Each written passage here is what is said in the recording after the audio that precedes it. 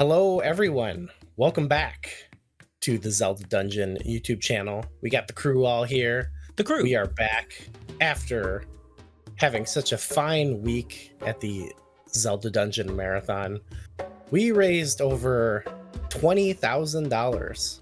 Oh yeah, that's wild. Charity. That's crazy. It was a blast. Corey, we missed you, but it was great seeing you in the chat. And yeah, I was there. I was watching.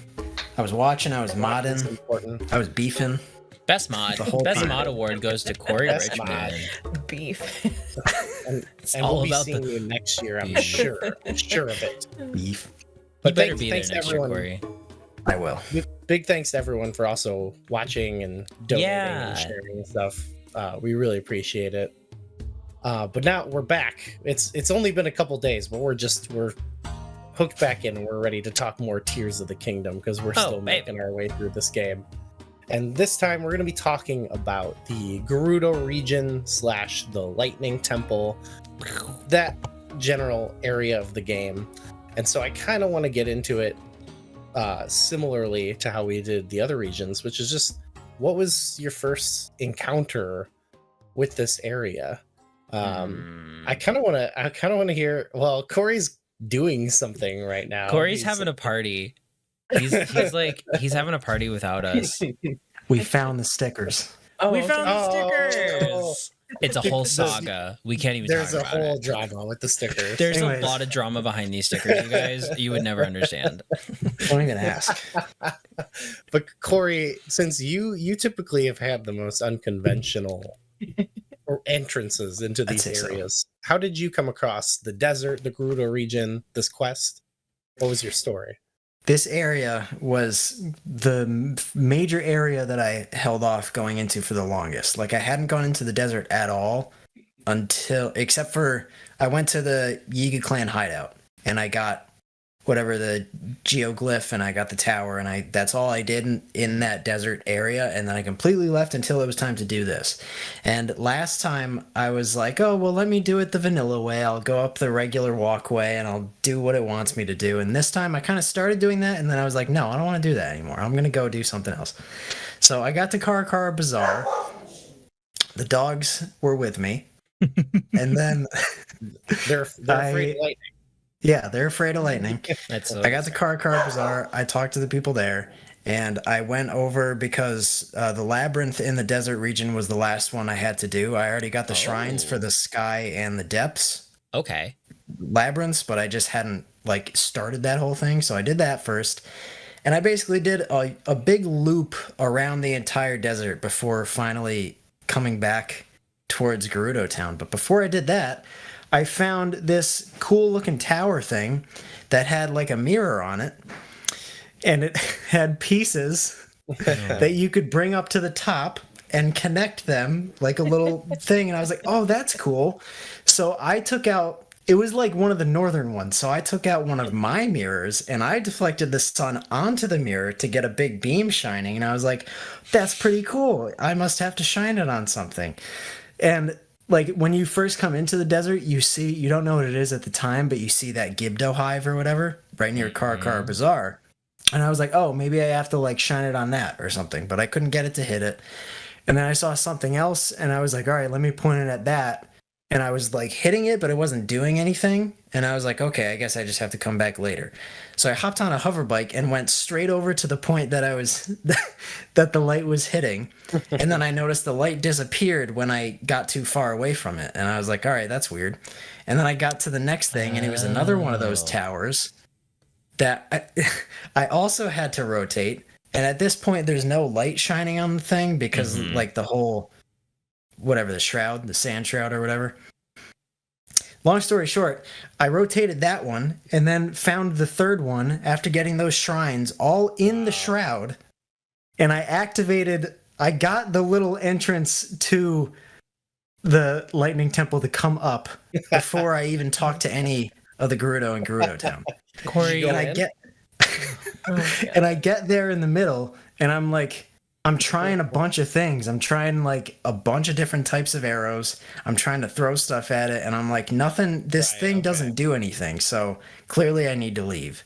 And then from there, I literally just went straight south and found the entrance underneath the, like behind the throne or whatever. I went in, I saw that the town was empty, and then I went down into the sanctuary and then started the regular sequence of events. Jeez Louise, dude. What I love, though... How do you do this? I think I'm doing some great detective work, though, because I appreciate that every time I do something like this, they've like written in some sort of reaction for a character if I do something out of order. Because by the time it got to the point where Riju was like, oh, this myth on the mural or whatever, and she was like, what? You've already done it? All right, well, I'll meet you over there. That's cool. Ridiculous. And of course you did. I mean, you did like the royal passageway backwards before even getting the paraglider, which still baffles me. You've done so much exploring in like fun. Typical Richmond fashion. It's ridiculous. I went around most of the desert not being able to see anything, which was a pain. Yeah. Well, so I had that's just how it is. Yeah. Yeah. And I just had to like keep going up because you get past a certain height and then it's like you can see stuff and it's like, all right, I'll go over there now. Or you can see little swirls of shrines popping up. And I was like, all right, let me go to that one and see what's around there. Yeah, I think don't you meet like a Rito that's like, good thing I can fly above this. I saw that and I was like, oh, that's cool. That's at the bazaar, right? I think so. Yeah. Car Bazaar. There's also like, before I got there, there's on one side of the desert, there's a Gerudo that's stranded out there and you have to defeat a Molduga on that side. And she's like, oh, great, thanks. I'll see you back in town now. And then I go back to town and it's no one's in town. And I was like, where'd she go? But she goes back down in the sanctuary. Yeah, for sure. Now, here's a question for all of you guys. This is skipping a little bit, but when you got into town, were you all just immediately looking for Madison? Yeah. I was looking for her immediately. And I could not find her until after everyone left the like little hideout and came back out into the city. I don't think she's findable until that point. Now that you say that, I forgot that I haven't seen her yet. She's pretty noticeable with her little bowl cut. She's there though, eventually, right? She is, but not until the Gerudo leave the bunker and come back out into the city. So I question the parenting choices here. I get that it's like tradition and everything, but I feel like this is like like COVID, where it's like this is like an extreme situation that's going on there, and it's like maybe we wait until some of this is figured out. Order. I mean, they do say like they're sending a Gerudo to take care of her because of the situation, but I'm like, are you saying that in other words you would just send her by herself? Is that the other option? Yeah, no, this child has to walk across the country by herself. It's fine. I don't want to judge their customs. She's an adult now. But she's like 6. Picking her up so fast. What about McKenna? How did you come across the Gerudo region or like this area? So I went by the like big Zonai ruins site that's before the Gerudo region, and then there's like a Gerudo that's blocking you from going until you've answered your questions on like desert survival. You have to you have to know your I found that so late into the game. So I went through there. I got the quest where you're supposed to rescue some of the Hylians who are stranded. I think I rescued all but one of them while I was going through and then forgot about it until much later. Yeah. And I did that one, that was fun. And then some of the lead up was fun before you even are like fully in the desert. I went through there. It was cool to see, there's a lot more water in the canyon is like flooded. Yeah. That was neat. That was really fun. I I built a boat and was like,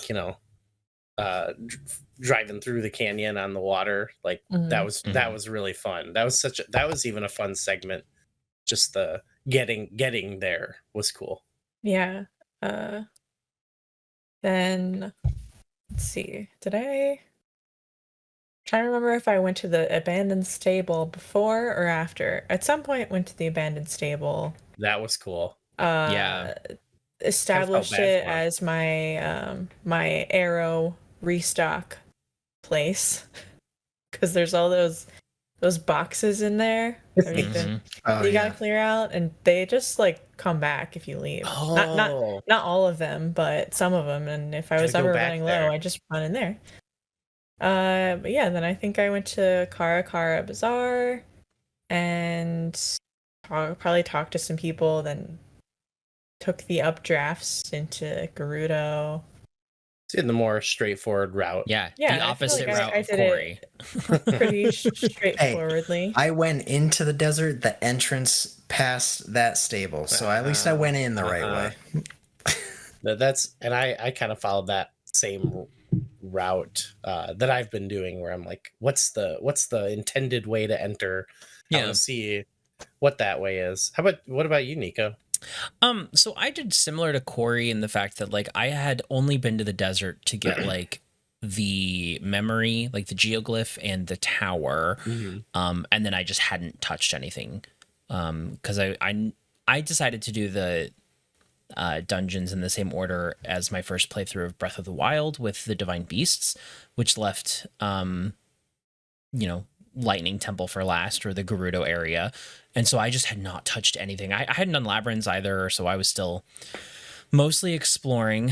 I entered the desert from the tower, though. I just remember warping to the tower and shot up and flew down towards Kara Bazaar. It's a valid strategy. And that's how I started my quest. And then from there, I did it pretty vanilla. I went through, got my way over to Gerudo City, went down into the bunker, and then I did the like underground way to get over to Riju, which is really fun. That's cool. That little section is really cool. Yeah, that is a really cool section. And it's like a precursor to the Lightning Temple, because you see the same like statues, there's mirror puzzles, and everything's like falling apart. But I will say, like the fan puzzles too. Yeah.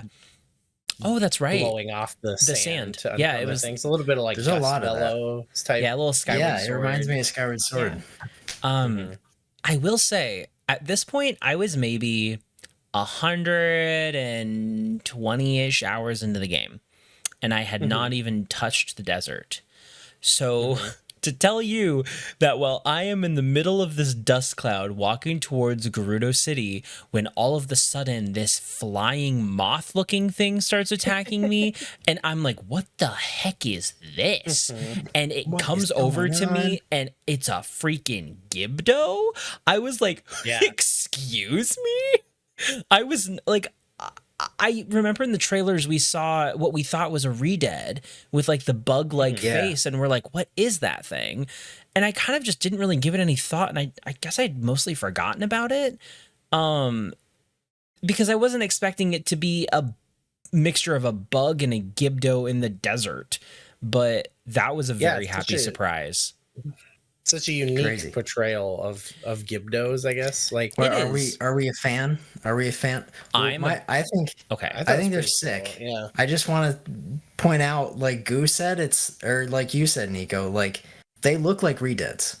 Yes. So I think I think if you got like a new Zelda player who their first game was like Breath of the Wild or Tears of the Kingdom or whatever, they see this and then they go back, they're gonna see Redeads and be like, oh, those are Gibdos. Well, that's not totally uncalled for, because if you recall, like Ocarina of Time, there are Gibdos, but they're just Redeads with bandages. Yes, so there's kind of a connection. But this is true with a couple Zelda enemies over time, kind of morph back and forth from like Octoroks kind of take on different forms. My thinking with Gibdos is that they are technically mummies. I genuinely think that they are human mummies that have been taken over by some sort of parasite, which is the Queen Gibdo's power, because they are humanoid. They still have the human features of a body, but not only that, they're also filled with like arrows and they have like weapons through them. So they're obviously like corpses of old soldiers of some kind. So they are still some sort of undead. And I just think that Queen Gibdo has like taken over their bodies and given them this bug, disgusting little. I love it. It's terrifying. I love the butterfly wings. That was very unexpected. They're so cool. Like most things, I actually had seen Gibdos before the desert, because if you go towards the lead up to the very end of the game, like if you start going down there are a few Gibdos down there. That's the first time I saw Gibdos when I was just There are. Oh dang, you went that far down? That's pretty far into that section. I initiated the fight, and then I was like, I gotta get the heck out of here. Oh my gosh, Corey. Classic Corey. Of course you did. Anyways, that is true. I think I prefer because I think this happens even more so, where Gibdos are Stalfos that are wrapped up in bandages, where like you hit them with the fire rod, and then it's like the little skeleton guys. Zelda has that. They still have that. They still have that elemental thing. They're kind of like a mix, because they have like you can see the bones sticking out, and it's like, I just hope Redeads don't go away. I know. I would love a proper Redead too. But as far as like new enemies in Tears of the Kingdom from Breath of the Wild, Gibdos were a much welcome addition. I love them. For sure. I think they're not difficult necessarily, because you get a good elemental attack, you're fine, but they're overwhelming because they swarm. And that is what is terrifying about them. Like, you've got the ones that are just walking, you've got the flying ones, you've got the ones that are freaking like crawling up at you, and those ones are freaky. Those ones are scary. Yeah, but overall, big fan of the portrayal of Gibdos because they're unique. They made their own idea, and it fits very well in a desert setting, which I loved.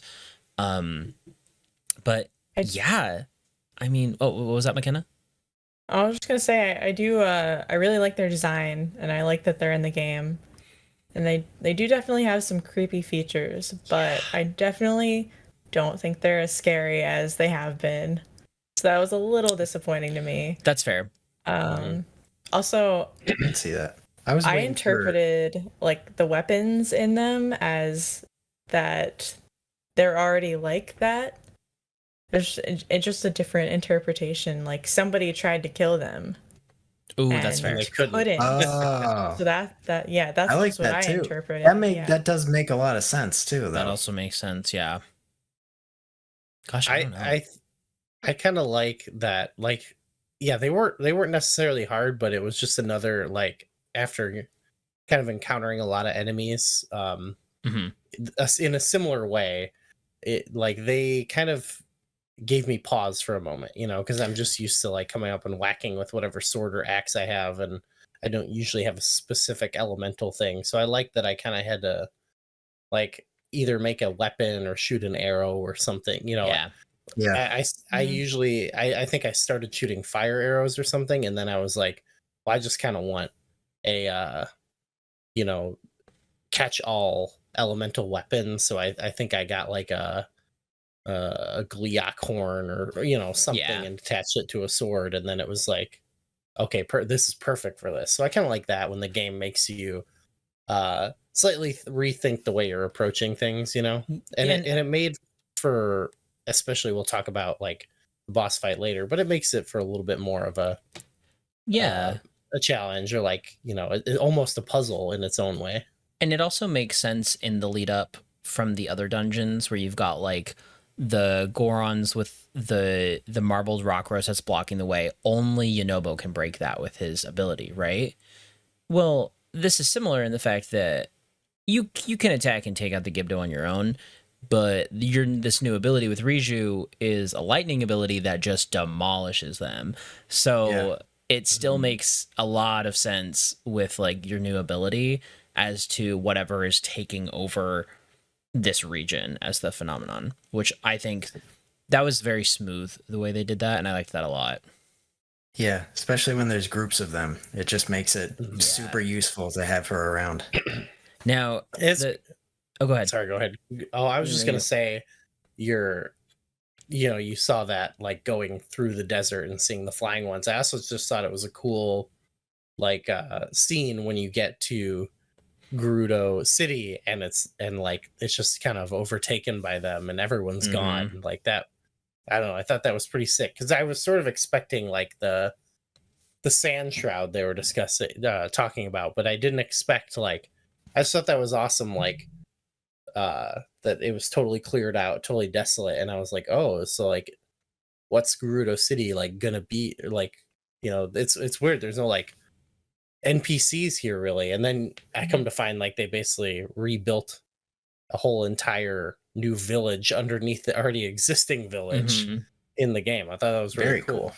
Added a lot of depth to it. I felt like. Yeah. Now you get to not Goron, Gerudo City, and they're all hiding down there, and you eventually kind of get led over to meet Riju, who's like practicing her lightning ability, which is a very fun ability. It took me a while to get used to because you still have to do the whole run over and activate her and then shoot an arrow instead of like just hit A again.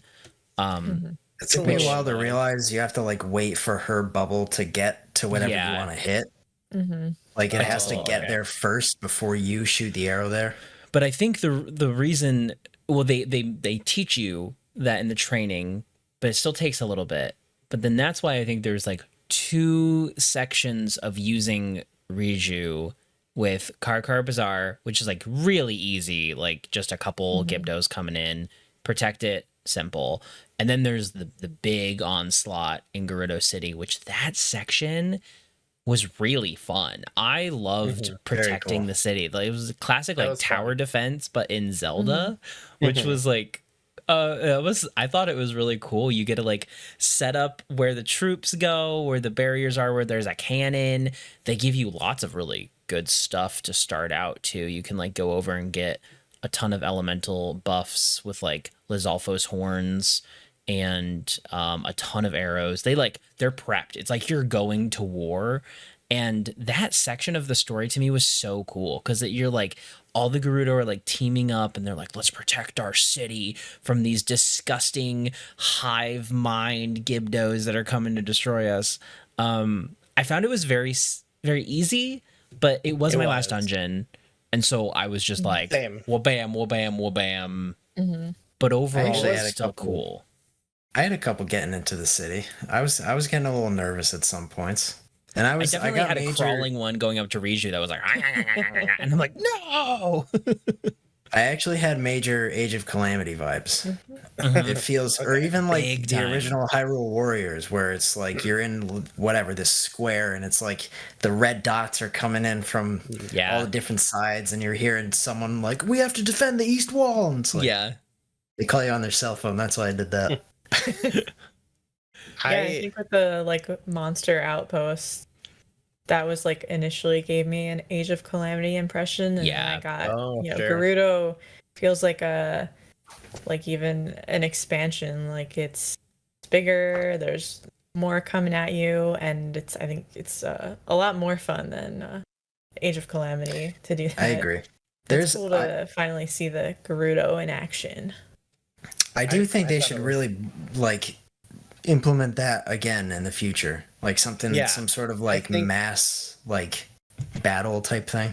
Oh yeah, I think that type of thing, like the tower defense thing, could be done again. I think they could make it a little bit more elaborate because it was cool. Like I was like, guards go over here, cannon over here, but I didn't really feel like I understood like how that helped.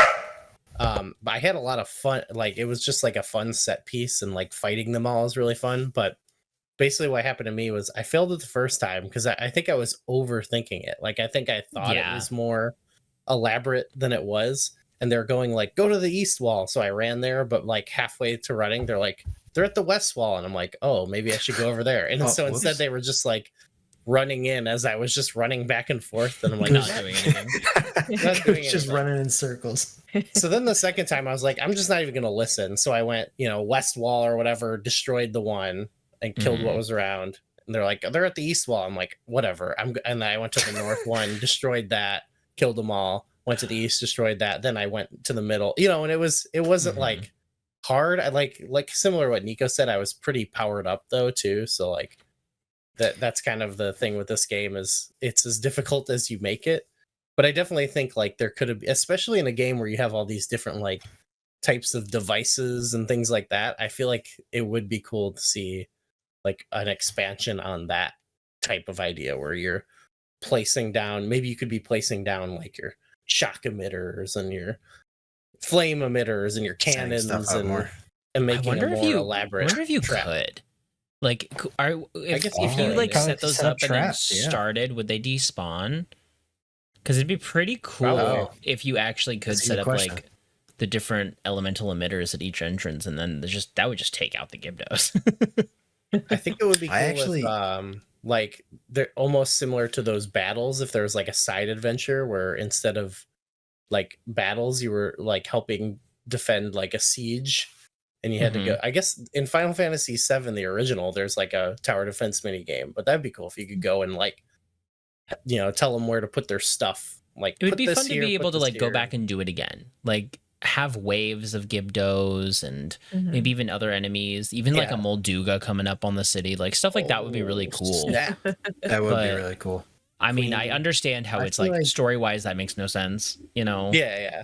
I think this is a good game for them where they could have even implemented that in other places too, because there's all those bring peace to whatever region where like you're with the Monster Hunter squad and like you're going. You just take out a squad, and this whole team is like, all right, charge, and like you're doing a battle with like a big forces, and it's like the enemy force has a health bar instead of specific enemies. So it feels like all that DNA was already in there for them to set up something like this. And it's funny, I actually didn't even realize that you could like direct soldiers, or I didn't use a cannon. I just went to each entrance and just like bow. Yeah, really shot them all down. That necessary. It felt more like just a story thing, really, to like, like make you feel like you were. It was definitely immersive, though. I was like, it's going down. It was cool. Also, all the cutscenes right there with like Riju in the middle, like when you're victorious, like she's in the middle, like surrounded by her Gerudo soldiers. And like that's pretty BA. I'm not gonna lie. Like y'all look awesome. We gotta talk about. I love her. Yeah, I was just gonna say we gotta talk about Riju a little bit. Her return. Good. We got another return from Breath of the Wild, and I agree. She's fantastic. I love her. Another haircut. Another haircut. She's running around in the freaking desert with you in gosh darn 3-inch heels. Like, killing it. I'm blown away by Riju. Very fun character. Yeah. I liked her. I liked the hideout. This whole region was cool, and like again, there's all these cool, you're down there, there's all these side quests you can start. Just in general, liked the vibe of that. Like it still felt very much like a developed kind of village, like similar to Gerudo City. That eventually comes back, after the dungeon or whatever. But they kind of keep the downstairs there too. I thought that was pretty neat. They keep like the whole. It still feels like a very in-world thing too. Because I was also wondering. I didn't expect them to be hiding in a shelter, but I was wondering like how are they going to handle the no voe allowed in Gerudo Town thing? Because like I'm an important person. They better let me in. They better not make me sneak in or whatever. They're like, yeah, it's like. But then great. But that's what I think is cool is you go in and like Buliara is like, oh, you're the lady's guy. You're the guy. So like you're allowed to be here, I guess. But even if you go and you're talking to all the other Gerudo, half of the young ones are like, I can't talk to you. I'm not allowed to talk to anybody. And then like it happens all the time where if you talk to like one of the younger ones, one of the older ones nearby will pipe in and be like, hey, you probably shouldn't be talking to her right now. Maybe just leave her alone. If you have a question, like come to me. Also, I know you're like the lady's special friend or whatever, but like we got rules here. And if you like take off any clothing, you get thrown in jail. There's actually a lot of things that get you thrown in jail in Gerudo Town. I got thrown in jail because I accidentally put on a Yiga member outfit, and immediately they were like, "Intruder, throw him in jail." Yeah, that same thing happened to me. Another throwback to Ocarina of Time, getting thrown in jail by the Gerudo. Very true. gotta and love easily it. escaping. Major Very Ocarina of Time easily. vibes in this. And they're like, you know what? It's cool if you want to stay out. Just Yeah. don't break any more rules. Keep that other guy in there, though. We don't trust him. Poor guy just watching his daughter from the right? cell Oh. window through the bars. How sad. So But- does Riju have you go do then that's the 3? Yeah, so after that things she that like Corey did, reads the right? mural and she's like, we have to go do this, and you go do the puzzle that Corey did first. Yeah. Yeah. Which is a very cool puzzle. I loved it. Yeah, it was I did sweet. encounter that puzzle like earlier, like you did too, but I was like, this feels like I was like a little. I was like, how do I get this going? And I was like, you know what? I'm sure this is like a quest or something, and they'll give me a hint. Mhm. So I left and then got got directed towards it. I was like, okay, now is the time. I didn't. Of I just course. did it. But But it was then cool. I liked all the light. I mean, I guess we'll talk about it, especially in the lightning temple. Mhm. But this was some of the best light based puzzles in the series. I think. Yeah, I would agree with that. They're This very like, creative. mate, you said it.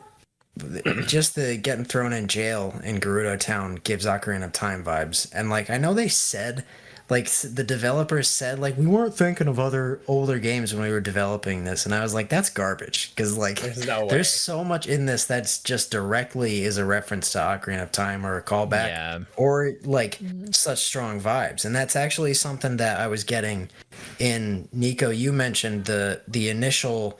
When you're going to find Riju, that little underground passageway, like you said, you're doing the light puzzles and you're opening like secret trap doors and stuff, and that felt very Spirit Temple-y to me. Mm-hmm. I loved it. It's in the dungeon too, where you step on those parts of the platforms and they fall down. You know, goes back. Yeah. Mm-hmm. Yeah, it's like that's things like are collapsing classic and crumbling. Yeah. that's like Indiana Everything's falling Jones apart. type stuff. Exactly. Yeah. Which, like, skipping ahead just a little bit, entering the Lightning Temple, I was like, "Oh, this is Indiana Jones. We're raiding this place. Like, this is ridiculous." I don't want to skip ahead too much though, because I want to talk about the reveal of the Lightning Temple. Yeah. Because you So go over, it rises out of the dang desert. yeah, you strike the thing with Riju, and she's like, "Whoa, what happened?" And then you get this epic cutscene of these giant ruins coming up out of the sand. And I mean, it's in the trailer. It was in the final trailer. That's the moment where everyone was like, dungeons, like they're back, and half of the people were not convinced. And funny enough, I think this is the most dungeon-y dungeon in the game. And that reveal is just so epic and so cool. And I loved it. Yeah, and there's like a whole like battle. I like that's you do half a boss fight up there too. That's the cool. That was sweet. It was like setting up. It's like setting up the narrative for the dungeon, which I love. Like you're at the base, going through the front door, and then boom, Queen Gibdo just pops out of nowhere. This giant, freaky, like, kind of reminds me of It's a freaking Bloodborne boss. It reminds me of the Zelda, the Wind Waker mini boss, like the flying Mothula thing. Yeah. I thought about that too. Yeah. Which the wings, much freakier though. The wings of the flying Gibdos look very similar to the Mothula wings. Yeah, they in do. Wind Waker. So they're kind of pretty. You sort of have expectations because there is an element of like, okay, these dungeons are all kind of like divine beastie, so there's some stuff you recognize from Breath of the Wild and you're gonna do, but they also like surprise you and like in the process of like the way these dungeons unfold and how they're incorporated into the world. Like we talked about in the Goron episode, like you have to fight a big dragon boss to get into the crater, or in this one it's like, okay, I'm going into the dungeon. It's like, well, hey, the dungeon boss is here to meet you before you come in, and so this is like my domain, folks. She's creepy. Well, yeah, so I've sort of felt like I have sort of felt with all like the dungeons where it's like, oh, like there are elements that I wish were better. I do appreciate that it's like there are things that kind of have surprised me along the way, Yeah. This battle is one of them. It was a lot of fun. Very cool. It's a nice little, like I said, it's like a little narrative starter for the dungeon. And it gets you in the right mindset of like, all right, I got to go in there. And now I know she's up there waiting for me at the top. Yeah. I just think kind of like in general, Tears of the Kingdom did a way better job at building the narrative around each section than just like go to the Divine Beast. You know, it was like, oh, what's going on here? Like there's more of a mystery and way more of a build up to each dungeon. I think all of the build-ups for everyone is better than all the ones in Breath of the Wild. Yeah, agreed. For sure. I even like when unless anyone wants to touch on this pre-boss here, I like when you get into the dungeon, like there's almost sort of a lead up within the dungeon before you get to the main chamber. There is. Like, let's solve the puzzle. That was super rad. This is something like going into every dungeon so far, even the one that has been the least it's still open, but it definitely requires more to get around, which is the Fire Temple. All of them have still had this element of like, okay, well, you can still see a thing over there, and if you want, you can just like get right there. And I did have in the back of my mind, like I could probably just ascend up and see what's up there, but there's this straight hallway ahead of me, like starting from the base of the pyramid, going around, going up. I was like, this is really cool. It's like a tower dungeon almost. Yeah. And I love me a good tower. We love a tower dungeon. And it definitely opens up a little bit later, but like I really appreciated that it had this like straightforward, very, very thematic, felt like trap heavy and dangerous, felt like Indiana Jones, felt like breaking into ancient ruins, like sweet entryway. That moment you get to like grab the torch and like I grabbed it and lit it and like walked down the staircase because it's like depths dark right there. And you walk in and it's just like, what is going on? This is creepy. It's like just thematically so on point compared to any of the other dungeons, in my opinion. It creates such a cool atmosphere before you actually get to the part where you try to activate the thing you need to do for the elevator, and we have to go activate some batteries. But it's like there had to be something like that. There's the Divine Beast element to it all, you know.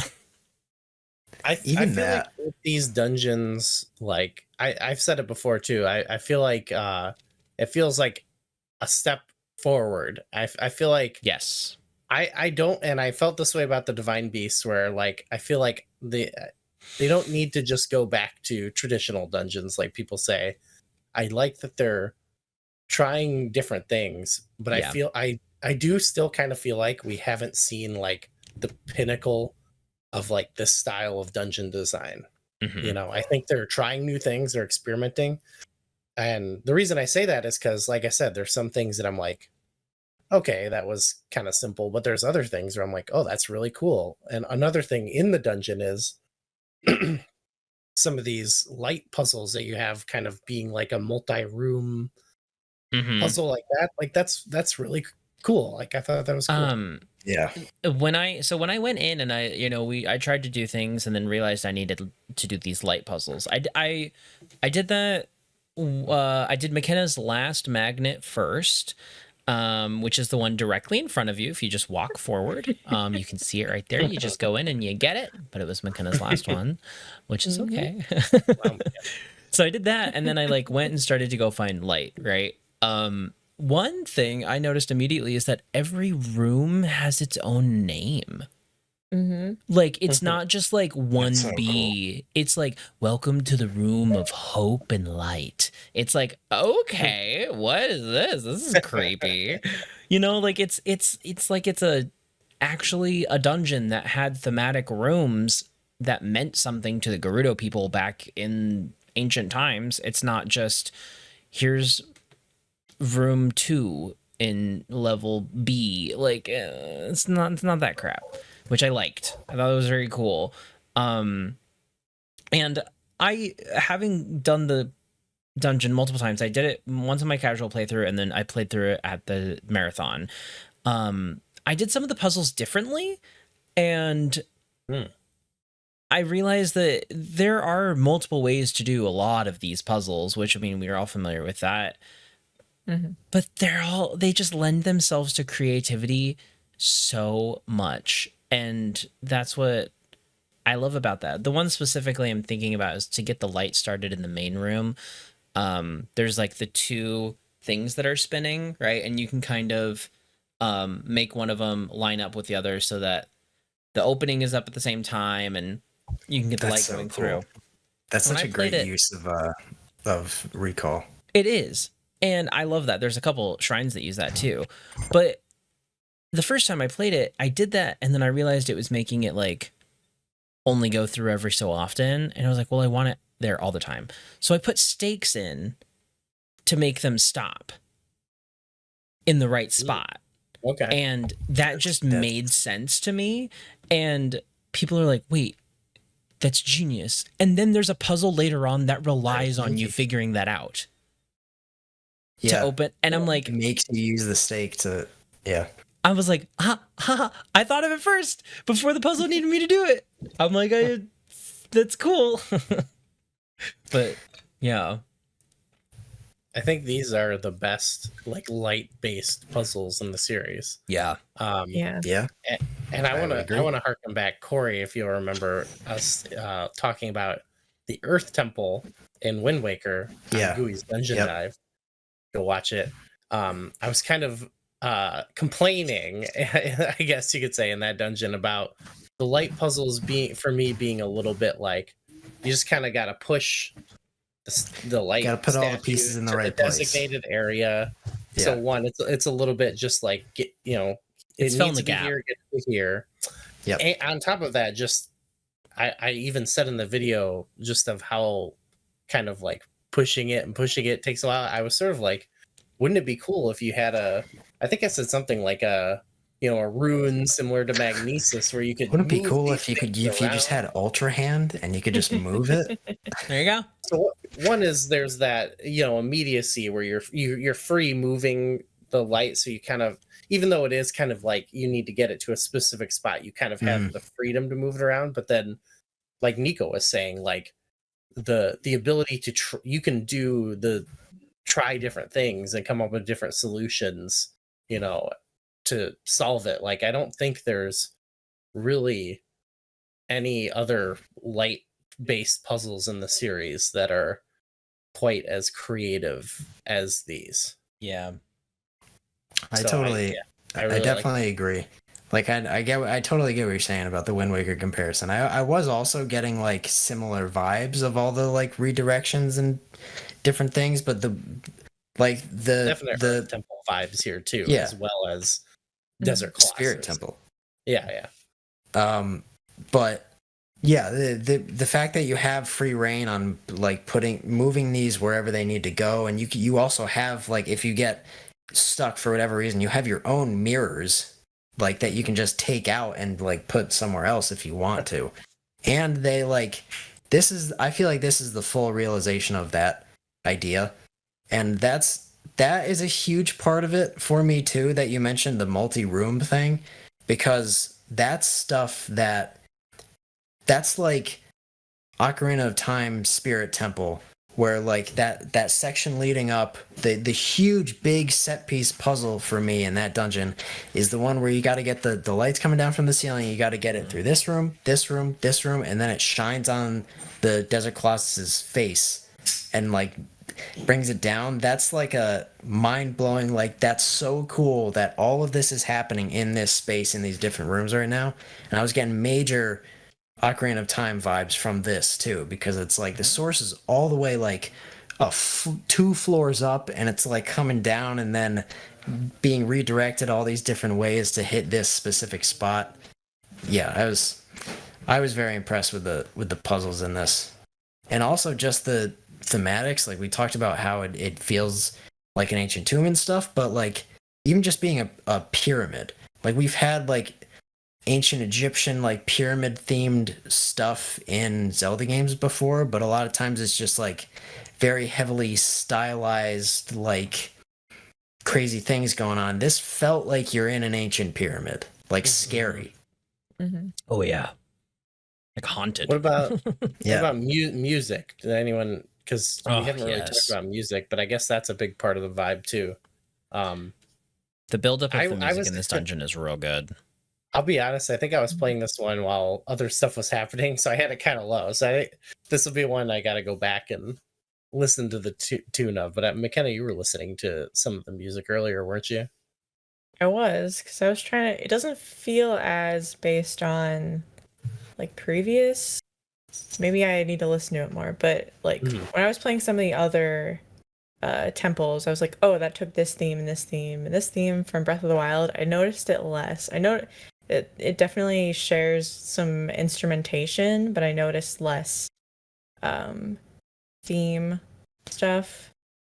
There's this one part though that I thought was really cool that I don't really think of as being like a Gerudo area thing, but there's a part where I think it's like a cello that kicks in. Oh, and okay. it just sounds really kind of neat and like melancholy sort of. I'll have to go back and listen to it because it is. I do remember it being really good. Mm-hmm. Yeah. All the dungeon music in this game is generally really good. Yeah. Mm-hmm. They've crushed it. I'll never get over the fact that they decided to have evolving music for each dungeon. Like that was the best decision. So cool. Just the best decision they made.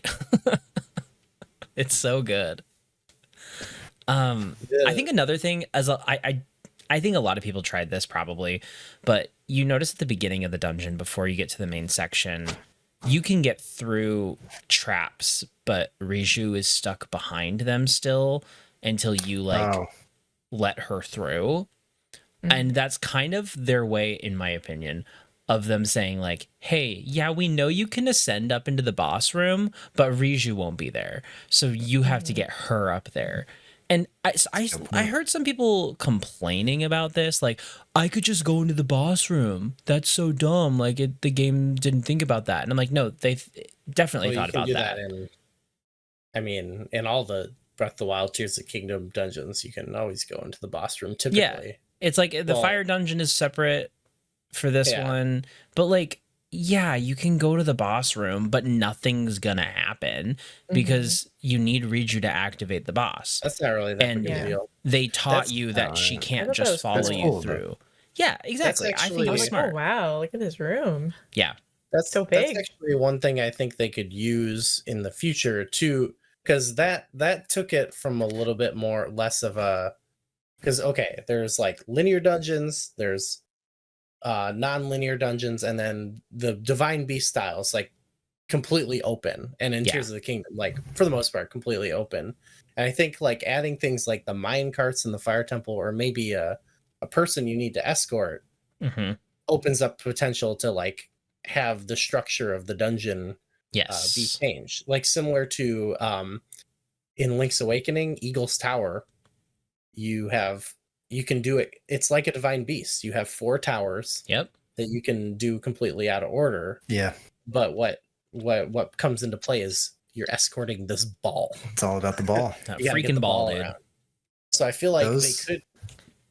In this dungeon, it just makes it act as, at least for Riju, a semi-linear dungeon. You know, it doesn't. But I feel like they could use that in future dungeons, like just changing like what the character is doing or whatever, you know, maybe them being separate from you to like even like come up with different ways for the dungeon to progress and stuff like that. So I actually kind of I thought that was pretty welcome in this dungeon. I agree. It's like, oh, I have to like engage with these puzzles and, you know, try to like get her through the dungeon, you know? All the good dungeons have like those semi-permanent like objects where if you put them one place, they stay there, and it's like that matters. It matters to the rest of the dungeon. All those, like Gerudo in Jabba Jabba's belly. That's not a great example because it's not a great dungeon, but like that kind of idea of like having something that you got to rely on to do stuff in the dungeon, and I actually didn't even. Like, I was getting through stuff, and I registered that Riju was talking to me, and I was kind of just like, what are you saying? Like, I'm going to do this puzzle anyways. And then she was able to come through, and I was like, oh, okay, that makes sense, because I'm going to need you to do stuff later. Yeah. But on that point of, like, getting to if you can go to the boss room, I don't know.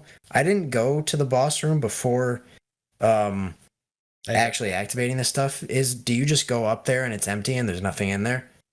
So I think you see like the nests, right? her like the nest thing that the Queen Gibdo is in is there, but the way to activate the boss is by using Riju's ability and shooting it, and that starts the boss fight.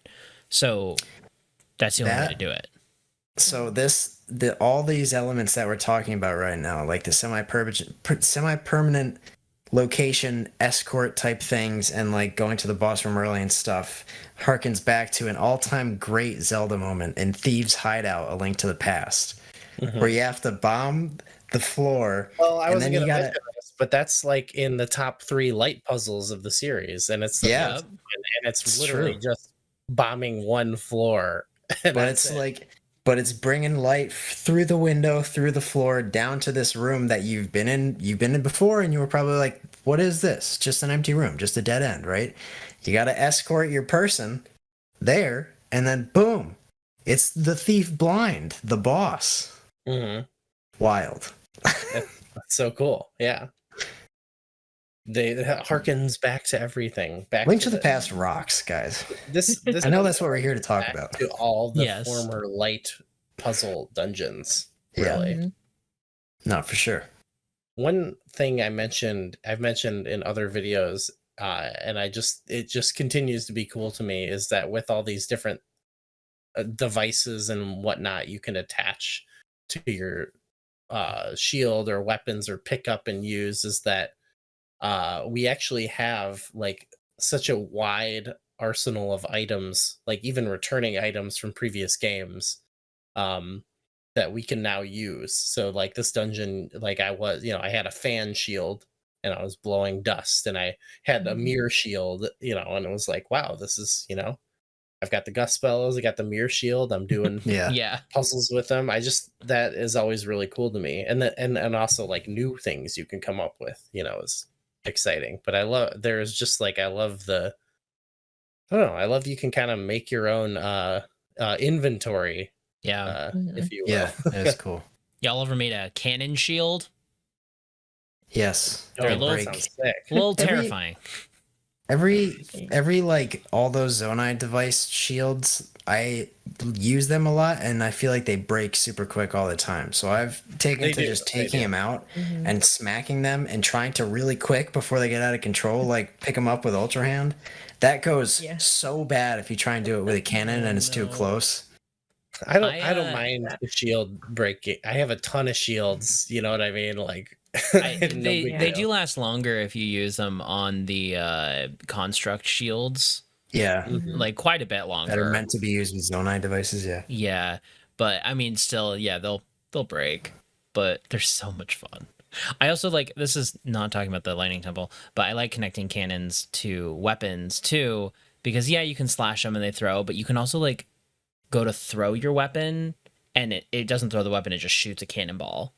Oh my gosh. Oh, that's sweet. I like doing that. I gotta try that. That's neat.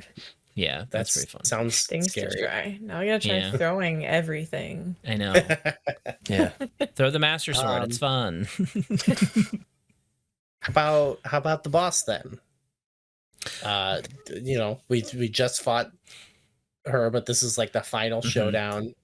And this actually incorporates, because there's pillars of light in this fight, right? Yes. That you get. This incorporates the final pillars of light that you can get. You don't have to. You can get. You don't have to. Right. Oh, okay. Well, little nests. To tie it all together, this incorporates the final game with light-based puzzles that I can think of, which is Majora's Mask, because this was very reminiscent to me of fighting in Iconic Castle. Iconic Castle, yeah. So I was like, wow. And it was another really, I felt like it was a really good use of that type of mechanic. How did you, this is making me kind of turning the gears in my head. How did you fight her? You don't have to take out the hives to kill her. Did you use the light? Did you like redirect the light at her? No. Or something? Okay, because I didn't do that either. I thought that's what you were. You can you can, I think at least at the Gibdos. Like they were going into it and it was like, what, doesn't it make them like Yeah, I ended up. Yeah. I was at like, this point in my gameplay, I had Right? so much, like so many ridiculously strong weapons that I just shot Queen Gibdo with Riju, went up and just smashed her down to phase 2. The hives opened up, did the same thing, smashed her down, she was gone. It was really easy. However, when we played at the marathon and we were only 13, 14 hours into the game and we had almost no good weapons, this was intense. This was a really intense battle, and it was hard, and it was awesome. And I mean, it was still awesome when I played it, and I was OP. I was just like, I don't care. I want to get out of here, you know? But yeah, you don't have to take the hives out. It makes it easier if you have worse weapons and you need that protection, though. I was just wondering because that's like that. I ended up using those pillars of light just as like a safe area of being like, all right, the Gibdos can't get in here. So like, if I need to retreat, I'll like go hang out in there for a little bit. She can still shoot you with that freaking pestilence beam, though. Yeah. That's how I use them, but I did try to redirect the light onto Queen Gibdo. Yeah. Did not go well because she just moves too much. Yeah. I don't know if it's actually effective or not. What I was taking out everything first and then going for her. So the lights were very useful to me because they would come after me and I'd go in the light and then they'd go, oh no, and I'd kill them, you know. They say that. They're all like, oh no. Oh no, the light. What am I going to do? Oh no. Why did you run into this? I'm feeling dry. Why are these Gibdos British? And then, ha! Oi, right, Get them. Oi, Tuesday in it. Bright in here. Sorry to our British viewers, but I'm not sorry. They love it. It's fine. Yeah, this is a sweet fight. I loved it. This boss fight, sorry to keep bringing it back to A Link to the Past, which is awesome, but the other 3 bosses in this game, or in the 3 dungeons that we've talked about so far, they're all super sick, a lot of fun, got to keep moving. I also feel like they're all relatively choreographed. It's like they have a thing, a specific thing that you have to do to them, that just kind of gets them in this like, which is cool. Yeah, like Colgera, but well, that's what I mean. It's like there's a thing that you have to do. Sometimes there might be different ways to do that, but it's like you do a certain thing or hit a certain thing, and that kind of just gets them in this like belly up state where you can just wail on them and like take some damage off of them. And like that's kind of a common thing in Zelda bosses, which like I don't think that's inherently a bad thing. I think some of the coolest and most fun fights are like that, and these past bosses being an example. But Queen Gibdo reminded me of a boss from A Link to the Past or something, where it's like it's just this big enemy. Yeah, it's just this big boss, and you just gotta beat him, and you can do it in a bunch of different ways, but it's not like you have to hit checkbox A to get them in this position. Like you could use Riju and shoot her with lightning arrows. You could shoot your own elemental arrows, you know? And then once she's there, she's still doing her own thing, and you can damage her whatever way you see fit. Like there's a lot of choices for just beating this monster, which I think is cool. Yeah, she reminded me of a Bloodborne boss, which is saying that's good things from Nico. Big fan. I liked her a lot. It kind of reminded me of something I liked about like the blights, even like water blight or whatever would be like. You could just beat them by fighting, and then they had a Zelda-esque thing thrown on top where you could use the Cryonis to like do stuff to them or whatever that would help. But it was like still, I kind of liked that it was also like a combat sort of boss, you know. But yeah, exactly. This sort of had that where like you could use Riju's ability and it helps a lot, but you know, if you just want to go on there mano or whatever it is, you could do that, you know. I actually ended up using Riju more specifically for the Gibdos because, like I said before, like she's great for when they are like all bunching together and stuff. Yeah. So I'd be like, if they got too overwhelming, I would try to create some space, do that, take them out, which would free up enough space for me to do my thing against Queen Gibdo. I think for them, I did some like bomb shield jumps. I would like run up to a group of them and do a little bomb shield Bouncing jump, off their and heads. they would just like explode, and they'd all be laying there That's pretty sweet. waiting to get wailed Nico's on. just like, see you later, skaters. Yeah. Bounces up to Yeah, Queen Gibdo. move, yeah. I gotta Oh, say, man. watching this at the marathon, I really got to appreciate the aesthetics of the battle. Oh yeah. Her movement is just kind of so creepy, but almost goofy at times. She does like this side run where she's like, ooh. When she And like then, charges at you like a freaking horse. So weird. Yeah. And then her, we talked about like the regular flying Gibdo wings, but hers are just like these bright, flashy things, and they change color. It's Yeah. like I know because we died a bunch in that, so we kept getting the cutscene Yep, we got that cutscene a from lot. phase 1 to phase 2 where it Yeah. just shows her wings changing color. And Yeah. Shout out to Sean on Team Yeah, Badly thanks. Damaged. Go, Sean. thanks for Woo! winning. and there's some stained glass in that room. There's a lot. It's There's very a lot. pretty. Wow. I got very excited. I was like, that's something missing from Breath of the Wild, and I don't think I noticed it when I was actually fighting the boss myself. There's a lot going on, you know. I think it's like but you can see it around. I think the main part of it, like where the actual secret stone is where the nest is when you shoot her and she comes out. I think that part that she's surrounding is like where the secret stone and all that stained glass stuff is. So I think that's why it's not very noticeable. Mm-hmm. But it's very cool. It's really cool when you finish it and you just get to see like this big stained glass thing. Yeah, so it's nice when you beat it and everything goes back to normal, you know. The Gerudo dust storm fizzles out. We get our little post dungeon. With the cool little post-dungeon music. It's so cool. I love the Gets the power. the fanfare, the dungeon, like the boss beaten fanfare music in this game is so good. That's pretty cool. Yeah. And then it just in terms of the post dungeon, like there were some quests that you kind of had to wait, you know, to do afterwards. So that was cool. I went back and at this point, since I'd done 4 dungeons, I've done like every freaking side quest I come across. I was a little bit like, oh, but I want to go. Like, I know this is my 4th one. And I know something big should be happening now. But I also felt compelled, like, I want to finish these side quests that I was working on. So I went and I did the 7 one where you got to get the orbs. That took a while. I really like that one too.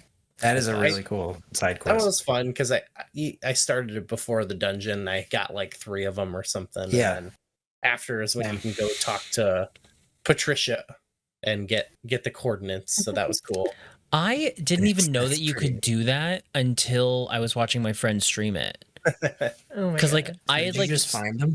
Yeah, I just found them all, and I was like, I was like, kind of tricky. Cool. Yeah, the one that was like hard. above the sleeping area, I just like noticed it when I was doing the sand seal hide and seek, like the sand seal plush hide and seek thing. Oh yeah. When I was like looking around for it, and it was like right in front of me, and I should have seen it immediately. But I was looking, I'm like, okay, every little crevice, and I'm like, oh, there's an orb up here. I'll have to remember that. And it was just like that's how I found that one. But no, I found them all. I loved that whole side quest though, with the Gerudo woman who's like the archaeologist, and she's very so cool. interested in these stories. Like it's just fun, like that flavor, you know. I think it's fun that it's like you go through that whole thing and it's like the takeaway is like the 8th hero was a Vo, and it's like, what? This is crazy. Yeah. They aren't so bad. Dudes rock. I guess they aren't so bad after all. Go dudes. They finally needed to say dudes rock in Zelda. Yeah. Finally. My ego. Yeah, it was cool because like that's the standout one because there were like you had to do side quests to get some of the balls, and like it led to this little underground thing, and that's Wead. It's also it is big Wead. Yes. if I've ever seen it. We haven't had we haven't mentioned Wead in a while, but we got to. But Tears of the Kingdom is chock full of Wead. It's overflowing with Wead. Think of how much wonder there is in Tears of the Kingdom. It's a lot of wonder. There's quite a bit. Think of the lightning temple coming up out of the sand. That's pretty wonderful. Wonderful. That's straight wonder too. And exploring through the sand shroud, right? Exciting exploration. I forgot the E what it is. I'm pretty sure it's exploration, or is it excitement? It's excitement. Excitement. And thinking of A, which is adventure, which there's Action. a big old adventure. Action. These very important, and then discovery. Determination. Yeah, determining. All 4 words that are very unique and not at all similar. Yes. Those are Yeah. the 8 We're words of filled with Wead. determination. Yes, we We're love filled with yeah, determination.